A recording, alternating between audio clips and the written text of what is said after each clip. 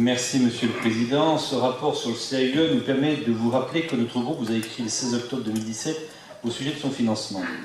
Plus particulièrement, il pointait la situation de sa trésorerie d'un niveau conséquent, bien que celle-ci fût mise à contribution significativement en 2016 pour compenser un désengagement des financeurs, départements et métropoles, de l'ordre de moins 90%, comme indiqué dans le rapport. Malgré cet épisode de disette de subvention, le CAUE dispose encore d'un fonds de réserve substantiel évalué à 9 millions d'euros début 2017, dont la justification et l'utilisation méritent une attention particulière. Le rapport présenté aujourd'hui, 15 décembre, fixe les subventions des financeurs pour le budget 2017, il était temps.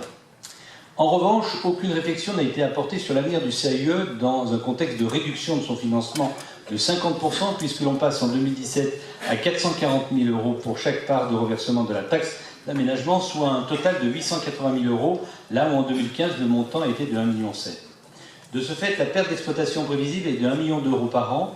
Si le fonds de réserve doit être mis à contribution, logiquement pour compenser la perte de ressources des financeurs, ce schéma financier ne saurait perdurer au-delà de 5 à 6 ans, sans conséquence lourde pour le maintien des missions du CAUE, lesquelles ont un rôle essentiel sur les territoires, y compris en métropole.